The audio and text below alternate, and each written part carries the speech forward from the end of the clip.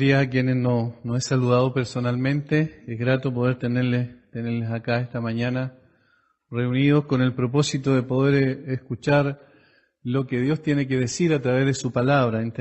Creemos absolutamente que estos 66 libros que contienen la Biblia o contienen la Escritura son inspirados por el Espíritu Santo. En consecuencia, no brotan de la mente o el corazón de hombre alguno, ni de grupo de hombres que quisieron escribir un libro religioso, sino que se trata de lo que Dios ha revelado.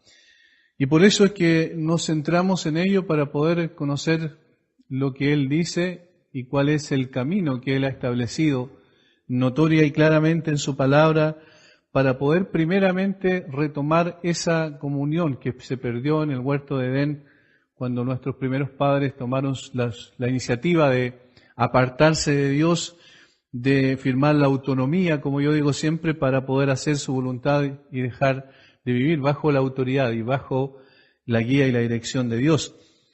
La Biblia dice cómo podemos retomar esa comunión, cómo podemos volver otra vez a Él, y eso es lo que nosotros exponemos, enseñamos en la iglesia. Y en el caso de hoy, como hemos estado viendo hace ya más de un año, creo que estamos cerca de los 2 años que vamos en esta carta de Primera de Corintios, esta expresión de una carta, una misiva que el apóstol Pablo envía a una iglesia de Grecia, del sur de Grecia específicamente, que estaba en un istmo ahí de tierra de alrededor de 11 kilómetros, una especie de cintura que se produce ahí desde el punto de vista del mapa, de la geografía. Ahí estaba Corinto. Y esta iglesia fue fundada por el apóstol Pablo en su segundo viaje misionero, por allá por el año 50, más o menos 52 después de Cristo. Y esta carta le escribe Pablo en el año 54 aproximadamente desde Éfeso a la iglesia de Corinto por algunas situaciones que se estaban presentando, situaciones complejas en cuanto a la comprensión y el entendimiento de lo que realmente es el cristianismo, de lo que significaba vivir bajo la autoridad de Dios y bajo la autoridad de su palabra. Habían situaciones difíciles, habían conflictos dentro de la iglesia, divisiones, como dicen los primeros capítulos. Habían también actitudes que reñían con la moral que Dios había establecido, como aquella persona que incluso estaba relacionándose con la esposa o la mujer de su padre, su madrastra, en otras palabras. Dice Pablo que ese pecado ni siquiera se veía entre los paganos, entre los que no tenían ningún conocimiento de Dios. De tal manera que había un relajamiento moral también en la iglesia, producto de un egocentrismo muy pronunciado, es decir, de vivir para sí mismo, para sus propios deseos y anhelos personales. Y eso se ve en los capítulos que nosotros ya hemos visto anteriormente, inclusive en la Cena del Señor, que es lo que Dios estableció, una de las 2 ordenanzas que estableció, que es la Cena del Señor y el bautismo. En la Cena del Señor ellos estaban actuando de una forma también egoísta, estaban tomando en menos, habían perdido la solemnidad, la importancia de esta conmemoración, de este recordatorio, de esta celebración de la obra del Señor Jesucristo. Y también en los dones espirituales. ¿Qué es lo que son los dones espirituales? Son capacitaciones especiales dadas por Dios a quienes por la gracia hemos llegado al conocimiento de la verdad, hemos llegado al arrepentimiento y a la fe. Cada creyente genuino tiene dones espirituales que Dios le concedió conforme a su voluntad, de acuerdo a su propósito.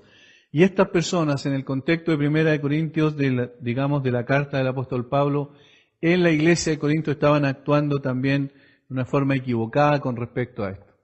Ellos le daban una importancia tremenda a los dones más evidentes. Por ejemplo, Pablo va a mencionar aquí en el mismo capítulo 13, en 2 ocasiones, el don de lenguas, el don de profecía y el don de ciencia, que eran 3 de los dones más evidentes o más notorios públicamente. Entonces ellos exageraban mucho esta situación con el propósito de poder mostrar su espiritualidad. Cada uno de ellos quería ser más espiritual que otro. Por eso hablamos de egoísmo en el corazón de ellos, y entonces en ese contexto el apóstol Pablo les escribe este maravilloso capítulo de la preeminencia del amor. en el capítulo 13 que estamos estudiando nosotros y al cual vamos a ir ahora. Es muy interesante que con esto que Pablo dice respecto al amor y al significado real y a las características y a los atributos del amor genuino, Pablo está destruyendo también al mismo tiempo todo ese egocentrismo, toda esa vanidad y esa autosuficiencia que se producía y por la cual habían estos desórdenes, estas divisiones y estos conflictos en la iglesia de Corinto. Vamos a leer nuevamente todo el capítulo, son 13 versículos nada más, para centrarnos en uno específicamente, como hemos ido durante todo este tiempo en el estudio.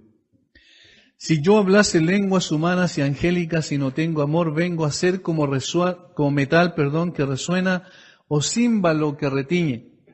Y si tuviese profecía y entendiese todos los misterios y toda ciencia, y si tuviese toda la fe de tal manera que trasladase los montes, y no tengo amor, nada soy.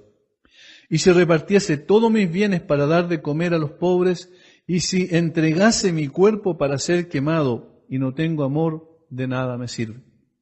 El amor es sufrido, es benigno, el amor no tiene envidia, el amor no es jactancioso, no se envanece, no hace nada indebido, no busca lo suyo, no se irrita, no guarda rencor.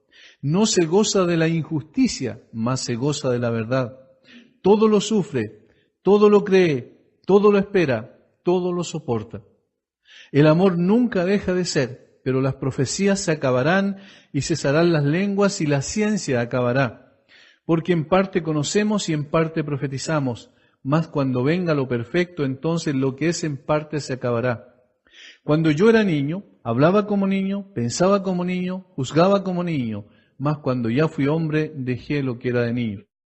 Ahora vemos por espejo, oscuramente, mas entonces veremos cara a cara. Ahora conozco en parte, pero entonces conoceré como fui conocido. Y ahora permanecen la fe, la esperanza y el amor, estos tres, pero el mayor de ellos es el amor. Nosotros hemos visto ya hasta el versículo 6, donde se ven los atributos, el carácter del amor verdadero. ¿Y por qué yo no digo amor simplemente? Porque cuando se dice amor tenemos un concepto distinto. Lo asociamos a la cultura popular, a cómo estamos nosotros viviendo dentro de un contexto de una sociedad que tiene ciertos conceptos del amor que no tienen nada que ver con el amor verdadero. Y por eso el énfasis en este apellido, amor verdadero. Porque es un amor como el que Dios da, es un amor que es incondicional. Un amor que no se basa en lo que la otra persona merece, sino que en lo que la otra persona necesita. El amor que revela aquí el apóstol Pablo tiene que ver con, de alguna manera, negarse a sí mismo con el propósito de vivir para la otra persona amada. Y ese es el sentido de lo que él expresa. Por eso es que Jesucristo es el que refleja mucho mejor y en forma perfecta, obviamente, esta clase de amor. Porque siendo igual a Dios, no estimó el ser igual a Dios como cosa que aferrarse, sino que se despojó a sí mismo. ¿Para qué? Para venir a buscar y a salvar aquello que se había perdido por medio de su obra suficiente en la cruz. En consecuencia, este es un cuadro que pinta el apóstol Pablo teniendo a Cristo allí como modelo perfecto y él está como un pintor guiado, inspirado por el Espíritu Santo para pintar las características de Jesucristo. Podríamos, por ejemplo, en lugar de amor, colocar el nombre de Cristo y no se distorsionaría para nada el texto bíblico. Ahora llegamos al versículo 7, que es como la conclusión de todo lo que ya había dicho anteriormente el apóstol Pablo y donde se repite esta palabra al principio de cada una de las enumeraciones. Todo lo sufre, todo lo cree, todo lo espera, todo lo soporta. Evidentemente que el amor es al que se está refiriendo. El amor todo lo sufre, todo lo cree, todo lo espera, todo lo soporta. Estas 4 características o calidades del amor con que Pablo cierra la descripción de este camino más excelente, como dice en el capítulo 12, versículo 31, de alguna manera se puede decir que es la conclusión perfecta de este verdadero poema en que se destaca lo incomparable del amor verdadero. Siempre hemos de recordar que el modelo perfecto, como dije, que Pablo en el cual se basa es la persona del Señor Jesucristo. Y el contexto en el que se refiere a este tema es una discusión sobre el correcto uso de los dones espirituales en circunstancias que lo contrario era lo que se daba en Corinto, debido a la inmadurez espiritual, al egoísmo que caracterizaba a los miembros de esta iglesia griega. Luego de describir el amor como la cualidad que debe caracterizar cualquier manifestación o cualquier acción, cualquier motivación del creyente en sus acciones, el apóstol Pablo ahora va a enumerar estas cualidades incomparables de forma tal que los creyentes en Corinto puedan revisar, examinar su propia vida, puedan presentarse delante de este espejo perfecto y ver cuál era la condición de su corazón, si estaban motivados adecuadamente haciendo lo que Dios quería.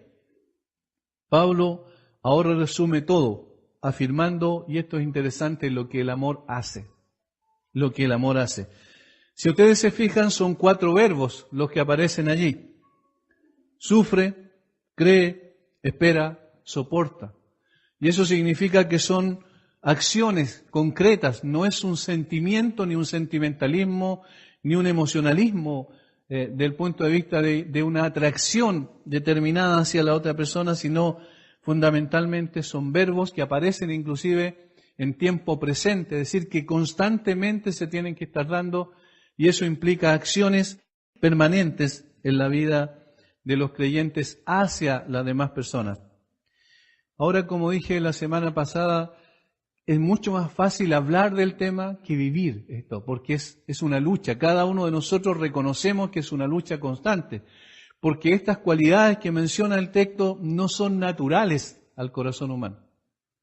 Son totalmente contrarias a la tendencia que tenemos como seres humanos. Y por eso es que es precisamente el carácter del Señor Jesucristo. Y ahí debemos apuntar como meta, porque el propósito de la salvación es que seamos transformados conforme a la imagen de su Hijo. De tal manera que lo que estamos diciendo aquí tiene que ver con un examen que cada uno de nosotros nos debemos hacer y reaccionar frente a lo que la Escritura describe como el amor verdadero. El amor, como dije, no son buenos deseos, sino acciones concretas que se manifiestan en favor de la persona amada. No por cualidades especiales que tenga la otra persona, sino por la necesidad que tiene la otra persona de recibir este amor incondicional. El amor no es un sentimiento o emoción debido a las cualidades que se encuentran en la persona amada. El amor es una determinación de buscar el bien de la persona amada aún al costo de negarse a sí mismo. Y eso es sobrenatural, es una obra que Dios hace en el proceso en nuestro corazón para cambiar nuestro proceder. Por eso el apóstol Pablo va a decir aquí que lo primero que hace el amor es que todo lo sufre. Todo lo sufre. Y aquí quiero detenerme un buen tiempo porque me parece que es muy importante entender en el contexto este verbo, sufrir. El verbo sufrir tiene 2 connotaciones, 2 implicaciones de significado. Primero significa, por un lado, soportar, en el sentido de proteger, y por otro lado significa cubrir. Estas 2 cosas. Soportar, o en el sentido de proteger, ¿cierto?, a la persona amada, y por el otro lado, cubrir.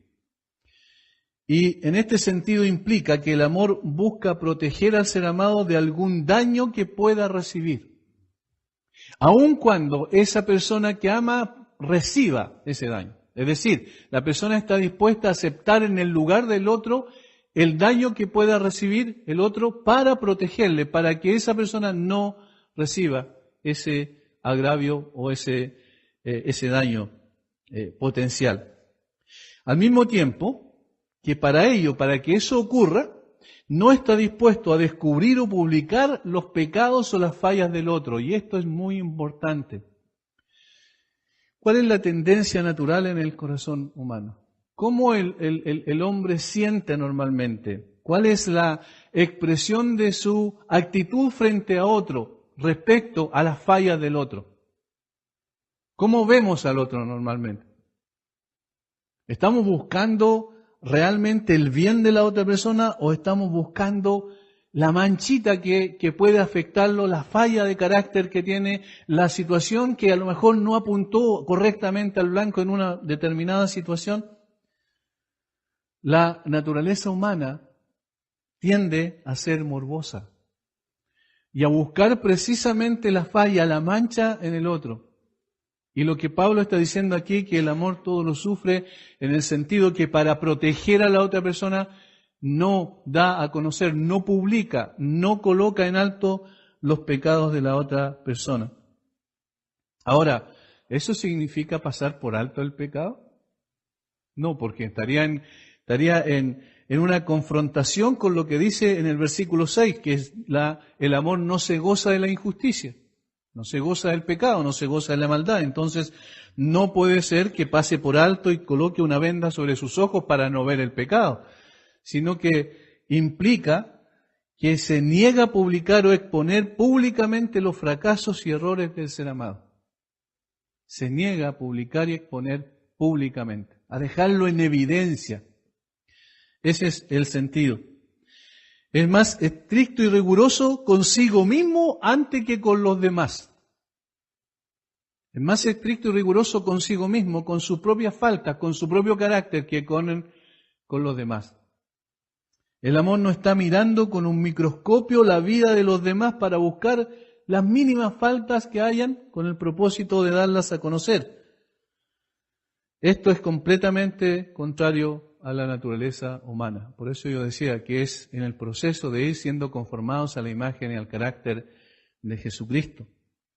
Puesto que somos muy rápidos para ver las fallas de los otros y muy lentos para reconocer las propias. Tenemos muy buena vista para ver las fallas del otro, pero tenemos muy mala vista para ver nuestras propias fallas. Por eso es que muchas veces estamos más dispuestos a escuchar los chismes que nos traen sobre los pecados de otros antes que oír de sus cualidades positivas. Esa es una actitud natural del corazón humano. Les voy a poner un ejemplo para que ustedes se den cuenta de que esto es así. ¿Cuáles son los programas de televisión más vistos por la gente? Los programas de farándula, ¿por qué? ¿Qué es lo que hacen esos programas? Tratan de buscar los escándalos en la vida de otra persona. Y entonces los dan a conocer. ¿Y por qué tiene tanto rating? Porque la gente quiere conocer eso. Hay un morbo natural en el corazón humano. La persona quiere saber qué es lo que está pasando. A veces noticias que no tienen nada que ver con la vida normal de cada uno, sin embargo la persona está preocupada a ver qué es lo que pasa. ¿Qué es lo que hizo? ¿Por qué lo hizo? Eso no tiene nada que ver con el carácter del amor verdadero. Imagínense si el Señor, el Padre hubiese visto la condición, como la vio, ¿verdad?, de la condición de la naturaleza humana, después de Adán, cuando toda la raza humana está bajo pecado, bajo condenación por consecuencia, y hubiese visto y hubiese dicho, realmente esta gente tiene mucha maldad en su corazón, nunca se va a volver a mí, así que yo no los tomo en cuenta. ¿Qué es lo que hizo Él? Conociendo aún las implicancias de nuestra condición más pecaminosa, de la maldad inherente del corazón, de la depravación total del hombre, como dice la Biblia. ¿Qué es lo que hizo Él? Amó tanto al mundo. ¿Y cuál fue la acción que hizo en consecuencia de ese amor? Envió a su Hijo, dio a su Hijo. ¿Entienden la diferencia? Imagínense, Dios conociendo perfectamente el corazón de nosotros, sin embargo, actúa dándonos lo que nosotros necesitamos, no lo que nosotros merecemos. Y nosotros no conociendo, porque es imposible conocer el corazón de las personas, estamos apuntando a sus fallas y a sus pecados. Incluso aparentemente conociendo sus motivaciones, cuando no conocemos sus motivaciones porque es imposible. Pero eso es lo que pasa con nuestra naturaleza pecaminosa. Por eso es que es una lucha. Por eso es que constantemente, yo siempre digo que el enemigo mayor que tenemos nosotros es nosotros mismos. La lucha más grande es con ese monstruo de 1000 cabezas que está dentro, que es el orgullo, que es el egoísmo, que nos hace parecer como personas mejores que lo que realmente somos. Nos hace ver como como que somos mejores que el otro y entonces buscamos una falla del otro para sentirnos mejor. Entonces el amor todo lo sufre aquí es totalmente contrario a la naturaleza humana. Los corintios también estaban en esa situación, ellos buscaban su propio bien a expensas de sus hermanos. No les importaba lo que pasara con el otro si ellos eran beneficiados en el proceso. Y por eso es que cuando se reunían a la cena, ¿cierto?, a participar de la cena del Señor, dice que no esperaban a los otros y ellos incluso hacían una tremenda comilona, inclusive donde se embriagaban, donde se emborrachaban y donde hacían unas tremendas, grandes comidas, mientras la gente pobre de Corinto, los hermanos pobres que no tenían para eso, tenían que estar mirando lo que ellos hacían. Y a ellos no les importaba. Y ellos se creían más espirituales que los otros porque manifestaban ciertos dones, por ejemplo, como los 3 que menciona aquí el apóstol Pablo, las lenguas, la ciencia y la profecía, y se consideraban como los mejores. Entonces, buscando fallas en los demás, pensando que los demás no eran tan espirituales como ellos, y no entendiendo realmente lo que significaba el amor. El amor todo lo sufre. El amor, entonces, busca proteger a la persona y no exponerla públicamente para desacreditarlos. Otro ejemplo de ello son los fariseos. A los fariseos no les importaba el prójimo hasta que otros pecaban o según el criterio de ellos caían en una falta. No les importaba, no lo consideraban a los demás. Pero cuando ellos levantaban la voz, alzaban la voz, cuando veían algo malo en ellos, alguna falla. El ejemplo más claro, me parece, en este sentido es el que relata Lucas en capítulo 18, versículo 9 en adelante, la famosa parábola esta del fariseo y el publicano, creo que revela lo que hay en el corazón. Y ojo, una cosa importante, no solo de los fariseos, sino en el corazón humano, natural. En todo ser humano. Dice, a unos que confiaban en sí mismos como justos, ahí está la esencia del problema, y menospreciaban a nosotros, dijo también esta parábola. 2 hombres subieron al templo a orar, uno era fariseo y el otro publicano. El fariseo puesto en pie oraba consigo mismo de esta manera: Dios, te doy gracias porque no soy como los otros hombres, ladrones, injustos, adúlteros, ni aun como este publicano. Todos ellos son pecadores, todos ellos no tienen nada que ver conmigo, yo soy santo, justo, soy bueno. Pero ¿cómo se autojustificaba? Mirando a los demás. Ayuno 2 veces a la semana, doy diezmos de todo lo que gano. Mas el publicano, estando lejos, no quería ni aun alzar los ojos al cielo, sino que se golpeaba el pecho diciendo: Dios, sé propicio a mí, pecador. Claro, uno reconocía su condición pecaminosa, se daba cuenta que estaba fallando delante de Dios y miraba hacia su propio corazón y no miraba hacia el lado. No decía gracias porque no soy como ese fariseo religioso, hipócrita, sino que miraba su propio corazón y decía: el problema está en mí, no está en los demás. ¿Y qué dijo el Señor? Os digo que por el publicano, descendió a su casa justificado antes que el otro, porque cualquiera que se enaltece será humillado, el que se humilla será enaltecido. Esto es lo que está atacando aquí el apóstol Pablo al describir el amor de esta manera. Y por eso yo digo que no es natural a la condición humana. Por eso es que ustedes pueden ver lo que pasa en la sociedad y aún más cerca lo que pasa en el propio corazón de uno. Las intenciones y las motivaciones con las cuales nos movemos. Y allí uno descubre realmente lo que está pasando. Esta es una evidencia de la depravación humana. Por ello, los programas de televisión, como dije, o revistas más vendidas se dedican a publicar la inmoralidad de otros o a buscar hechos o situaciones escandalosas. Y millones de personas consumen esa basura. Parece como si el ser humano disfrutara de este deseo morboso de poder ver las fallas del otro, para creerse superior al publicar los pecados de otros. Pero el amor, dice el apóstol Pablo, en realidad cubre multitud de pecados. El apóstol Pedro en realidad lo dice eso, y el autor de Proverbios también dice en Proverbios 10:12 algo similar. Es decir, el problema está entonces en la manera en que nosotros concebimos nuestro propio carácter espiritual, tratando de que ese carácter espiritual sea superior a los demás. ¿Y cómo podemos vernos superior a los demás? Cuando encontramos fallas en nosotros. Carlos Spurgeon, el famoso predicador inglés del siglo XIX, él dice: debes tener amor ferviente hacia los santos, pero encontrarás mucho de lo mejor de ellos que probará tu paciencia, porque al igual que tú, ellos son imperfectos y no siempre te darán su mejor cara, pero a veces tristemente exhiben sus debilidades.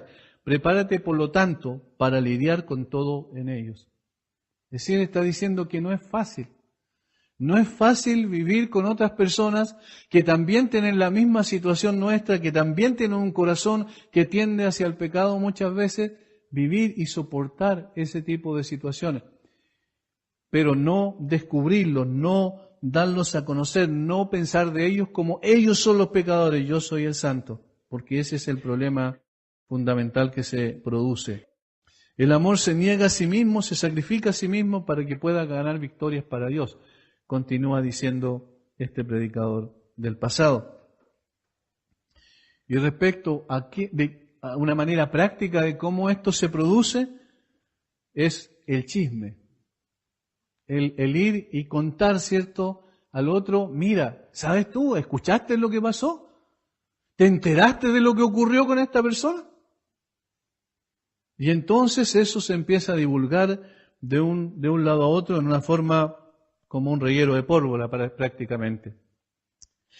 Spurgeon dice: hay entrometidos fuera que nunca descubren una falta en un hermano, pero tienen la necesidad de correr con el vecino con la sabrosa noticia. Y después andar de arriba abajo como si hubieran sido elegidos pregoneros comunes. Por ningún motivo es honroso para los hombres o mujeres funcionar como informantes comunes. Sin embargo, conozco algunos que no están ni la mitad de ansiosos por publicar el Evangelio que por publicar la calumnia.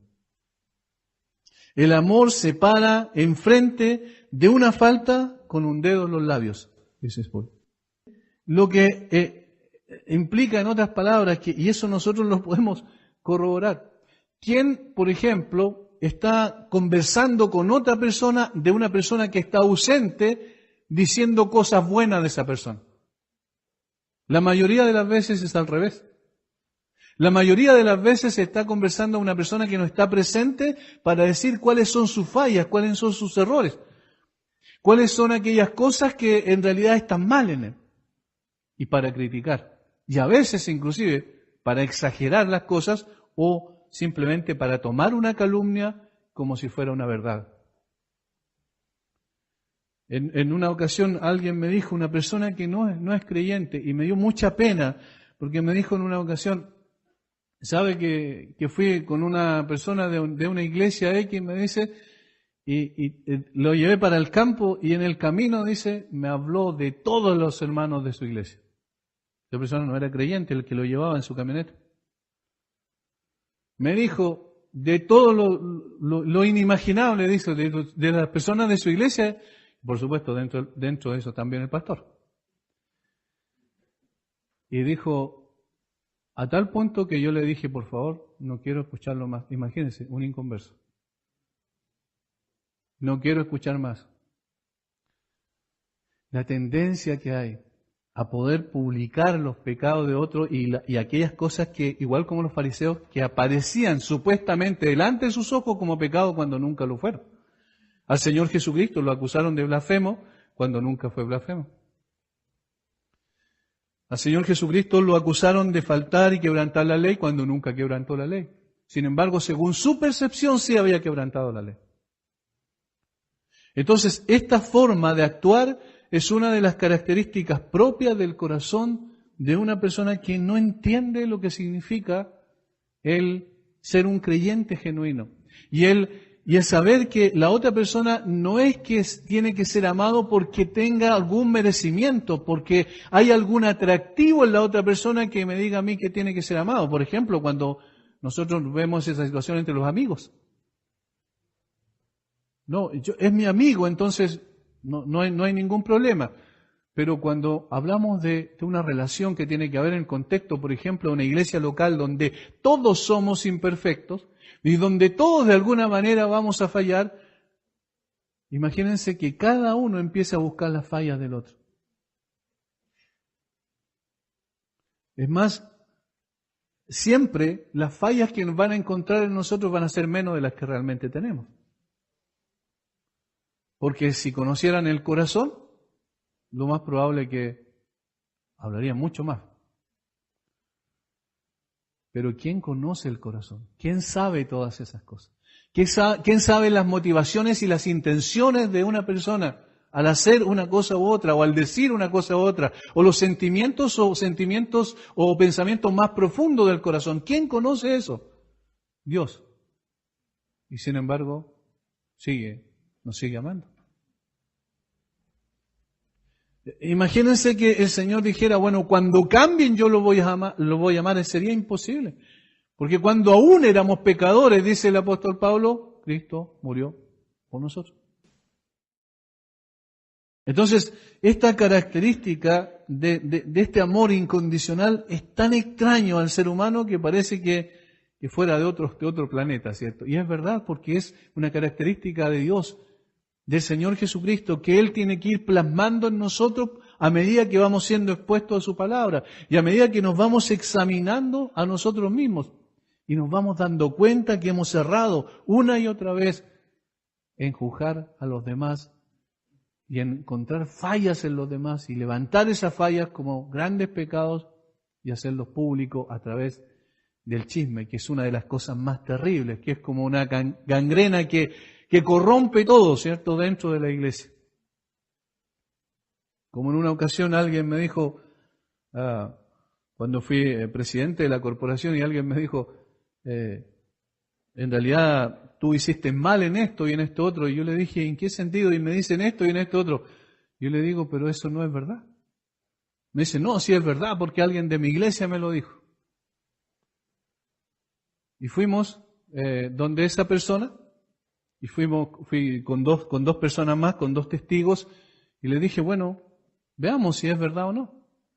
Pregúntale, ellos están presentes. Yo dije esto o hice esto otro, y la otra persona dice, no, nunca dijiste eso, ni hiciste eso otro. Y entonces, es que yo pensé, ¿ven? Yo pensé, me dijeron, me contaron. El chisme es una cosa terrible.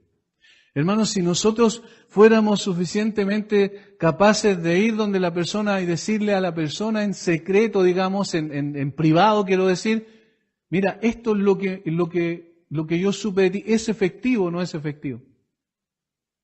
Cambiarían las cosas. Si cuando escuchamos a alguien que viene a nuestra casa y viene a visitarnos con el único propósito de traernos cuentos de otra persona, y nosotros inmediatamente cuando comienza a decir eso, le decimos, mira, ¿sabes qué? No te voy a escuchar. Si quieres hablar de una persona que no está presente, no te voy a escuchar. Ve donde esa persona y habla con ella. Se cortaría inmediatamente el chisme. Y esto ocurre porque estamos en pañales en cuanto al amor verdadero. En una ocasión alguien dijo, efectivamente hizo eso, que yo acabo de decir, y después la persona no llegó más con chisme, porque alguien dijo, bien, para que hayan chismosos tienen que haber personas que les gusta escuchar el chisme. Entonces es necesario poder eliminar este tipo de conducta o de motivaciones pecaminosas dentro de nosotros, porque es mucho más el pecado del chisme que el pecado que el chisme lleva, es decir, de lo que supuestamente la otra persona hizo o dejó de hacer. Debemos ser como la ostra, ¿cierto? Este molusco que cuando una partícula extraña entra a su concha y le causa dolor y la aflige y lo incomoda, ¿qué es lo que hace? Al no poder expulsar al intruso que entra a su concha, lo cubre con una sustancia de su propio organismo, que él mismo secreta internamente, que es como un organismo, una capacidad de defensa que tiene internamente, convirtiendo al cuerpo extraño en una hermosa perla. Por eso se producen las perlas. Es interesante el fenómeno que se da. Entra un cuerpo extraño a la ostra y la ostra no lo puede expulsar y le molesta y le duele. Entonces, ¿qué hace? Secreta esa sustancia que finalmente la encapsula, ¿verdad? Y posteriormente se transforma eso en una perla preciosa que muchos quieren. Es decir, eso malo que puede haberle causado mucho dolor, Él lo transforma en algo lindo. Y eso es lo que el Señor quiere muchas veces con nosotros. Cuando recibimos el agravio, cuando recibimos la calumnia a veces, o cuando recibimos lamentablemente los comentarios por todos lados en contra de nuestra persona, lo que debemos hacer como la ostra, ¿cierto? No pudiendo cambiar a la otra persona, entonces podemos transformar todo eso en una ocasión para crecer, en una ocasión para ser más conforme al carácter de Jesucristo. De hecho, el Señor lo usa para eso. Y eso es el amor todo lo sufre, todo lo sufre. ¿Qué es lo que ocurrió en la cruz del Calvario? ¿Qué es lo que pasó en ese lugar que siempre recordamos, que siempre miramos retrospectivamente a la historia porque allí está la esencia de nuestra salvación? ¿Qué hizo Jesús en la cruz? Pablo dice en Romanos que Él es la propiciación, y Juan también lo dice en 1 Juan, que Él es la propiciación por nuestros pecados. Y ahí menciona una palabrita, propiciación. Propiciación. ¿Qué es lo que era esto? En el Antiguo Testamento, cuando el Señor habló con Moisés y le dijo, cuando el pueblo estaba en el desierto, que pudiese construir un tabernáculo, un lugar especial donde Él se iba a manifestar en ese lugar y desde el cual se iba a declarar al pueblo, iba a manifestar su voluntad al pueblo. Pero en ese lugar, en la parte más interna, en el lugar santísimo, allí se puso un arca de madera de gofer, y allí se cubrió con oro todo eso, y dentro de ello se colocaron las tablas de la ley que Dios le había dado a Moisés, o los 10 mandamientos. Pero sobre ella le dijo que hiciese un propiciatorio, y esta es la tapa. Un propiciatorio o caforet en hebreo, que iba a cubrir completamente, digamos, y hacer la tapa del arca, que tenía dentro las tablas de la ley. ¿Y qué es lo que iba a ocurrir? Que una vez al año, en el día de la propiciación, ¿qué es lo que iba a pasar allí? El sumo sacerdote tenía que entrar con sangre que iba a ser sacrificada afuera en el atrio, en el altar del holocausto, de un animal inocente que iba a morir en el lugar de los culpables del pueblo y de las transgresiones del pueblo, y entonces llevaba la sangre y la rociaba sobre el caporet, sobre la tapa del arca, en ese lugar, sobre el propiciatorio. Y allí se haría propiciación por los pecados. Y ese es el concepto que Pablo menciona. ¿Qué es lo que ocurre en ese lugar? Bueno, los pecados del pueblo eran cubiertos. Y esa es la palabra expiar. La palabra expiar del Antiguo Testamento significa cubrir, significa tapar. Entonces, que sean expiados los pecados significa que fueron cubiertos los pecados. Y recuerden cuál era una de las connotaciones del término que estamos viendo. ¿Todo lo sufre? Cubrir. Eran cubiertos los pecados.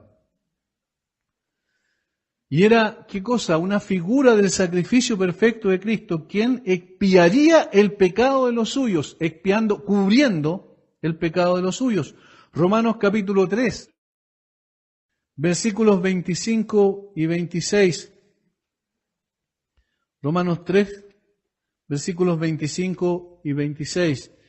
Dice Pablo, a quien Dios puso como propiciación, ahí está el término, por medio de la fe en su sangre, para manifestar su justicia a causa de haber pasado por alto en su paciencia los pecados pasados, con la mira de manifestar en este tiempo su justicia, a fin de que Él sea el justo y el que justifica al que es de la fe de Jesús. Lo puso como propiciación. ¿Qué es lo que ocurría entonces cuando en la forma de la nube venía Dios en el Antiguo Testamento y se acercaba al pueblo a ese lugar específico sobre el arca, en la tapa del arca, cuando sus leyes habían sido transgredidas por el hombre, es decir, habían fallado, habían pecado contra él? ¿Qué es lo que ocurría? Que el Señor venía, descendía ahí y habiendo sangre sobre el propiciatorio, sobre el arca del pacto, significaba que ya alguien había pagado, que la justicia de Dios había sido vindicada, que efectivamente Dios había hecho justicia. Y esa sangre mostraba que alguien había pagado, porque la paga del pecado es muerte. ¿Qué hacía con ello? Cubrir el pecado. Y si Dios hizo eso en la persona de Jesucristo, ¿por qué nosotros hacemos todo lo contrario? Si Dios hizo eso por nosotros, ¿por qué nosotros hacemos todo lo contrario con el hermano y tratamos de sacar sus fallas cuando en realidad por esa falla y esos pecados Cristo ya murió? Y Cristo ya los cubrió. Y Cristo los perdonó. ¿Ven cómo nosotros hacemos todo lo contrario? Es tan fácil ver más grandes los pecados del otro y tan pequeños e insignificantes los nuestros, ¿verdad? Cuando el hijo de otra persona falla, ¡oh, es tremendo pecado! Cuando nuestros hijos fallan, no, son niños. ¿Ven la manera en cómo nosotros justificamos las cosas y tenemos una evaluación diferente cuando es otro y cuando somos nosotros es diferente?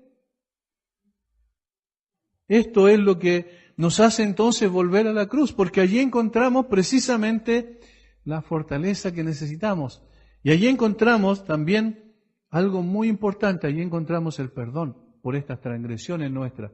La transgresión mayor es esa, que nosotros no estamos viviendo el amor como la Biblia lo describe, el amor verdadero. Todo lo sufre, en lugar de eso, exaltamos los pecados del otro cuando debiésemos cubrirlo con el propósito de proteger a la otra persona.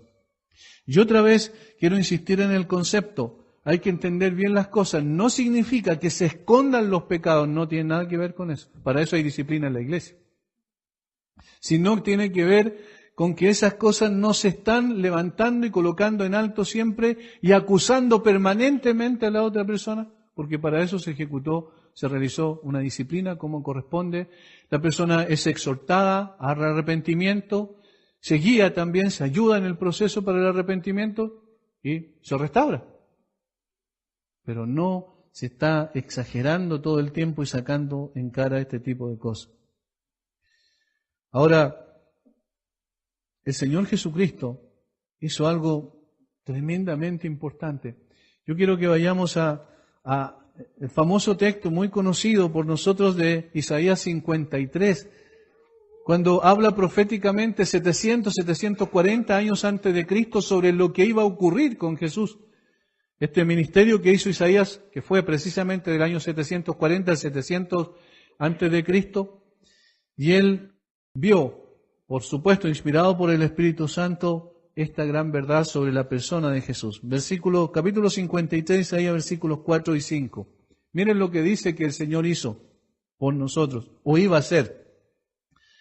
Ciertamente llevó Él nuestras enfermedades y sufrió nuestros dolores, y nosotros le tuvimos por azotado, por herido de Dios y abatido, mas Él herido fue por nuestras rebeliones, molido por nuestros pecados. El castigo de nuestra paz fue sobre Él, y por su llaga fuimos nosotros curados. Miren el énfasis que coloca el autor allí. Llevó Él, ¿qué cosa? Nuestras enfermedades, no las de Él, porque Él era completamente sano y santo y justo. Nosotros le tuvimos por azotado, sufrió nuestros dolores, cuando nosotros teníamos que sufrir aquello. Mas el herido fue por nuestras rebeliones, molido por nuestros pecados. El castigo de nuestra paz fue sobre Él, y por su llaga fuimos nosotros curados. Es decir, el Señor se colocó y sufrió el agravio, sufrió el castigo, sufrió la muerte, fue capaz de ser tratado como delincuente para que nuestros pecados fueran perdonados y fueran cubiertos. ¿Ven? Es decir, hay una realidad que la Escritura menciona y declara con toda certeza de que efectivamente lo que Cristo hizo fue negarse a sí mismo con el propósito de amar a aquellos que no eran dignos de su amor bajo ninguna circunstancia. ¿Y qué hizo? Simplemente no dijo, yo los amo mucho, yo tengo un cariño muy grande por estas personas, sino que vino y ocupó el lugar de esas personas. Y llevó Él nuestros pecados. Y llevó Él el castigo que nosotros merecíamos. Y llevó Él las heridas que en nosotros debiese haberse infringido por causa de nuestro pecado. Y entonces lo que Pablo está diciendo en otras palabras, mira a Cristo, mira lo que hizo allí. Y entonces se entiende que esa es la razón por la cual tú tienes que amar a tu hermano. No porque el hermano lo merezca. Notan que es totalmente diferente, por ejemplo, al concepto de amor de pareja o de matrimonio que se da en la sociedad común. Cuando se producen los divorcios, ¿qué dicen? ¿Se acabó el amor?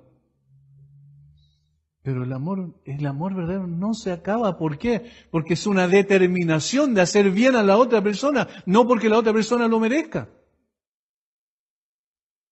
Y todos nosotros somos falibles y en consecuencia fallamos y por tanto ninguno de nosotros merece que otros nos amen. Nosotros tampoco debiéramos fijarnos en eso. ¿Esa persona merece que yo la ame? No tiene nada que ver con eso.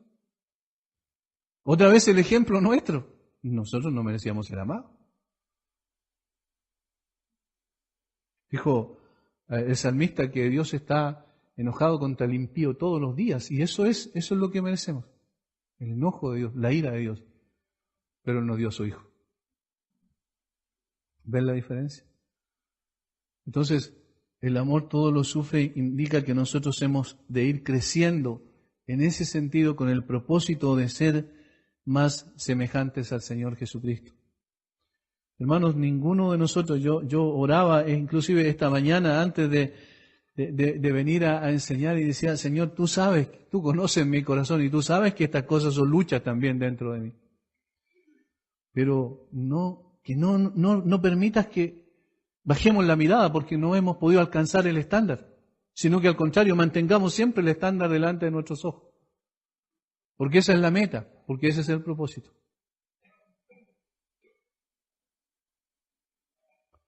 El amor todo lo cree, luego dice. Y contextualmente, otra vez, no significa que el amor es crédulo. Quiero explicar, no significa que crea cualquier cosa. No significa que no examine la evidencia para ver la realidad, porque eso sería absurdo. La gente normalmente sin Cristo es crédula, cree cualquier cosa. Cree cualquier cosa. Por ejemplo, me llama mucho la atención a mí esas cosas que colocan, a veces se publican en internet y la gente las cree enseguida. Por ejemplo, ¿tú sabías que tenías en tu casa el remedio para el cáncer y nadie te lo había dicho? Mira, lo tienes todos los días. Pero como las grandes farmacias tienen un complot, quieren esconder las cosas para vender sus remedios, entonces te han escondido esa realidad. Mira, métete ahí a tu cocina y vas a ver, ahí el bicarbonato es el remedio para el cáncer. Y la gente dice, sí, es verdad. Miren cómo nos habían engañado. Y eso es ser crédulo. Es creer cualquier cosa simplemente porque alguien lo publicó. ¿Recuerdan ahora lo de los incendios forestales en Chile? También. Mucha gente salió diciendo esto y lo agarraba uno y se esparcía.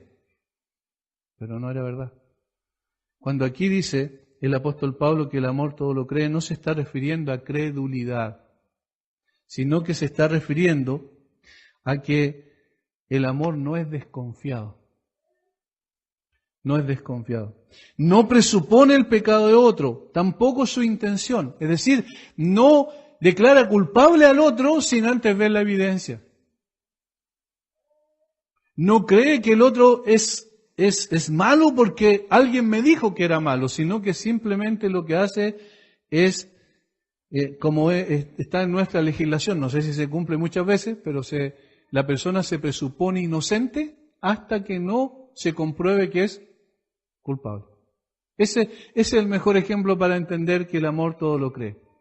Cree que es inocente hasta que no se pruebe lo contrario. Y aún probándose lo contrario, busca que ese hermano, que sí ha caído en algún pecado específico, pueda ser restaurado. El amor confía y cree lo mejor del otro. Pero ¿qué ocurrió con los amigos de Job? Aquí tenemos un ejemplo al revés. ¿Qué es lo que presuponieron ellos cuando fueron a ayudarles supuestamente? Con esos amigos no necesitan enemigos, ¿cierto? ¿Qué es lo que ellos presuponieron? Que lo que estaba pasando con Job era por causa de que había pecado contra Dios. Realmente el problema tuyo es que pecaste contra Dios, así que lo que está pasando contigo merecido te lo tiene. Y empezaban a decirle, mira, Dios es justo y le decían cosas correctas respecto a Dios, pero había algo que ellos no entendían y que era lo que estaba pasando detrás de las cámaras, por decirlo así. Y era el hecho de que Dios había puesto a su siervo en esa circunstancia porque quería mostrar su poder en él, primero para hacer más clara su visión de Dios y luego también para asestar un golpe a Satanás, que él le dijo, recuerden, que él te sirve simplemente porque lo tienes bien y porque lo tienes lleno de bienes y cosas así. Entonces, esto de los amigos de Job, quizás la mayoría de nosotros nos parecemos mucho a ellos.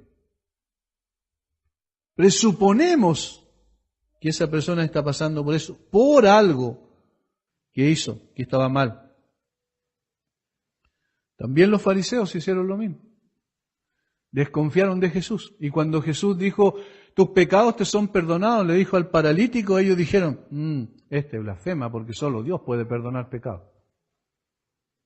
Presuponieron que Jesús era un blasfemo, cuando en realidad no se dieron cuenta que efectivamente, en un sentido tenían razón, que solo Dios puede perdonar pecados y por eso Jesús estaba perdonando pecados, porque era Dios. Ellos no quisieron entender eso, no quisieron ver la evidencia. Y de hecho, cuando vieron la evidencia delante de sus ojos, cuando vieron al Señor en su bondad extraordinaria, su veracidad, su transparencia, su honestidad, sin embargo, a pesar de eso, no quisieron ver la realidad. En cambio, el amor cree que la persona es inocente. No, desde antes de que vea la evidencia, no lo condena, sino que espera para ver lo que realmente pasa con él.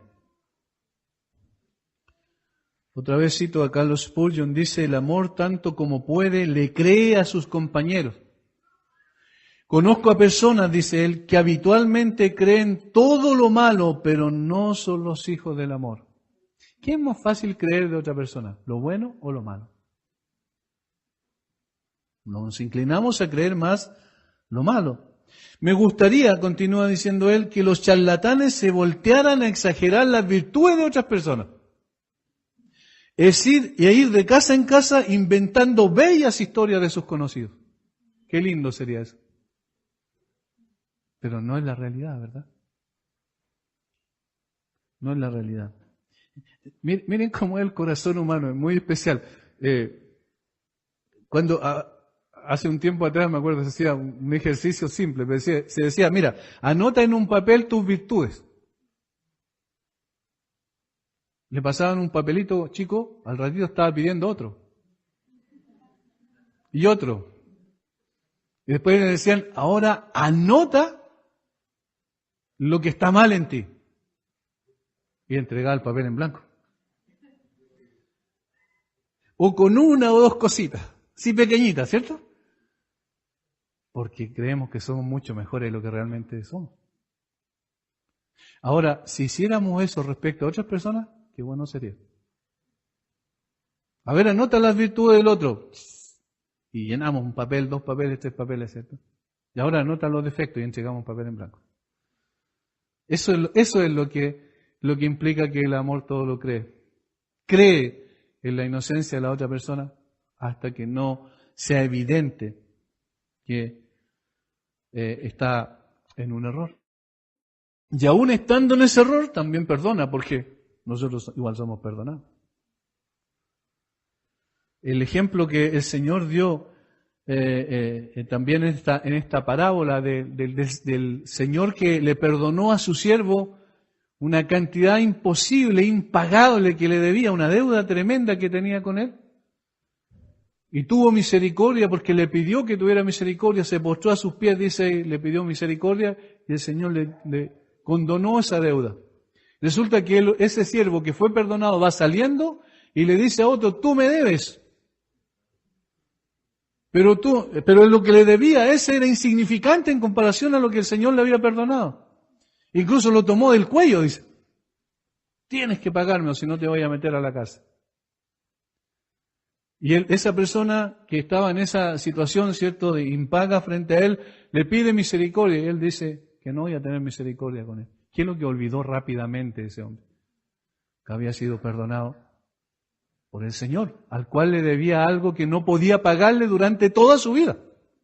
Ni aunque vendiera todos sus bienes, nunca podía pagar lo que le debía. Y la deuda pequeña, esa sí la cobraba. La razón por la cual nosotros también hemos de buscar lo mejor en la otra persona y no lo peor es porque eso también es el trato que nosotros necesitamos que otros tengan con nosotros.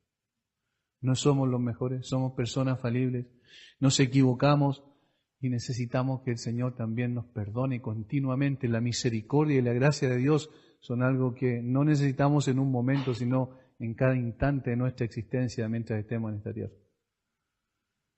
Y entonces hemos de actuar de esa manera también con el otro. El amor todo lo espera, continúa diciendo en tercer lugar. Espera pacientemente que la gracia de Dios haga su obra.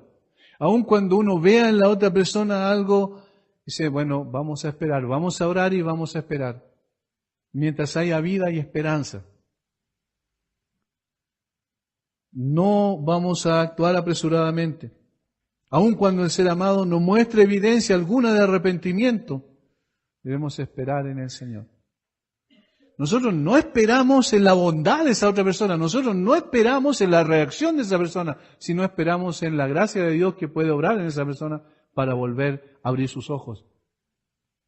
Cuando algún creyente cae en pecado, ¿cierto?, y se desvía considerablemente, nosotros estamos rogando al Señor que el Señor pueda volver a traerlo nuevamente de regreso.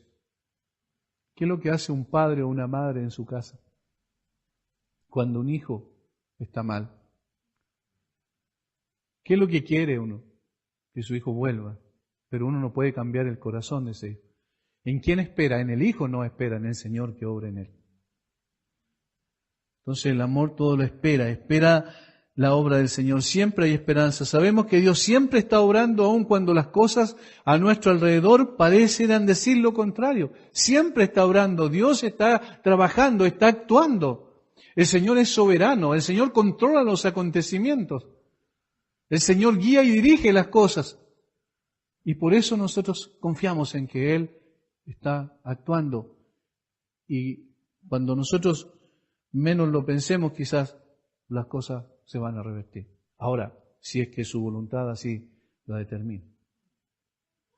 El amor es mantener la esperanza en que las cosas pueden mejorar, porque obedecen a los eternos designios de un Dios bondadoso y misericordioso. Confiamos en Él, acudimos a su carácter. Los salmos, hace un buen tiempo que estoy leyendo los salmos.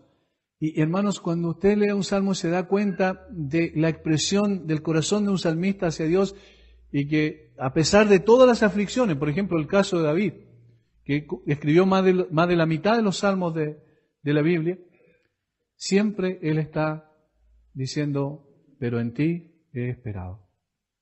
A pesar de que incluso mi alma está angustiada y estoy afligido por todos lados, me tienen lazo mis enemigos, pero espero en ti. Y sé que tú me responderás. ¿Ven? Hay una convicción. La esperanza verdadera de la cual habla la Biblia es una esperanza en Dios y en sus promesas. Nos aferramos a lo que Él ha dicho, no a lo que nosotros creamos o queramos, sino a lo que Dios ha dicho. El amor todo lo espera. El amor no es pesimista, es optimista, que las cosas pueden mejorar, pero no porque va a haber un nuevo gobierno, no porque van a haber mejores leyes, sino porque hay un Dios soberano que guía las cosas conforme a su propósito. Y en cuarto lugar, el amor todo lo soporta. El amor todo lo soporta. El verbo que se utiliza ahí, que se traduce por soportar, es un término militar, usado para referirse a un ejército que defiende su posición a pesar del asedio. El resistir a pesar del asedio. Eso es lo que significa soportar. Es decir, no es soportar así algo simple, alguna circunstancia que pasó, sino es que permanecer bajo presión, soportando una carga pesada. Ejemplo, el mismo Esteban o Jesucristo mismo. ¿Recuerdan cuando Esteban estaba siendo apedreado? Él no estaba pensando en las piedras ni en el dolor que estaba sintiendo, sino que estaba diciendo, no le tomes en cuenta ese pecado. Estaba mirando hacia afuera y estaba diciendo, no, yo soporto esto, porque puede ser que esos mismos que me están apedreando un día tú los traigas a la verdad. Esos mismos que estaban calumniándolo un día pueden llegar al conocimiento de Cristo. El mismo Jesús cuando estaba en la cruz, ¿no dijo algo similar? Cuando estaban sus enemigos allí, ¿y qué ocurrió? Miren, es interesante porque Jesús soportó el asedio, la aflicción, por causa de nosotros tomando el lugar nuestro, pero posteriormente cuando ocurrió, ¿cierto?, que se rasgó el velo y hubo todo eso que la Biblia menciona, ¿qué pasó con uno de los soldados que estaba allí? Verdaderamente este es el Hijo de Dios. Es decir, es por decirlo de alguna manera la consecuencia de la expresión de amor más grande que aún nunca nosotros hubiésemos podido conocer, que es la obra del Señor Jesucristo, su muerte en la cruz. Pero Él soporta bajo esa presión terrible y aún la misma ira del Padre, soporta eso para poder salvar a aquellos que estaban, por aquellos por los cuales estaba muriendo. Puesto los ojos en Jesús, el autor y consumador de la fe, el cual por el gozo puesto delante de Él, sufrió la cruz. Había dolor, pero había gozo porque Él estaba viendo los resultados de su obra en la cruz. Soportó bajo presión todo lo que tenía que soportar para que finalmente pudiese lograr su objetivo eterno, que personas que estaban condenadas al infierno pudiesen caminar ahora hacia el cielo, por la pura gracia de Él. Esta es la conclusión que el apóstol Pablo hace de la descripción y la enumeración de las características o los atributos del amor verdadero. La próxima semana, si el Señor lo permite, o en realidad en unas semanas más, vamos a tomar el versículo 8 en adelante para ver cómo este amor nunca deja de ser, cómo esto va a permanecer para siempre, aún más allá de esta tierra, cuando estemos en la presencia misma de nuestro Dios. Padre, gracias por este tiempo, gracias por tu palabra, gracias Señor porque podemos examinar nuestro propio corazón a la luz del espejo perfecto que es tu palabra y darnos cuenta que todavía estamos lejos de ser lo que tú has demandado de nosotros. Sin embargo, apuntamos al estándar perfecto, a la meta, al objetivo que tú has trazado para nuestra vida. Señor, perdónanos cuando nosotros no hemos amado como tu palabra dice que hemos de amarnos. Perdónanos, Señor, cuando nosotros hemos dicho o hecho o sentido, experimentado cosas respecto a un hermano que no debiesen estar en nuestro corazón. Y danos de tu gracia para poder vivir una vida que te glorifique, que te honre realmente, amando al otro, aún a pesar, Señor, de que no tenga alguna característica, algún atractivo especial o alguna bondad inherente en el otro, como tú nos has amado a pesar de nosotros y a pesar de nuestro pecado. Padre, gracias por este tiempo. Bendice a cada uno de los presentes. En el nombre de Jesús. Amén.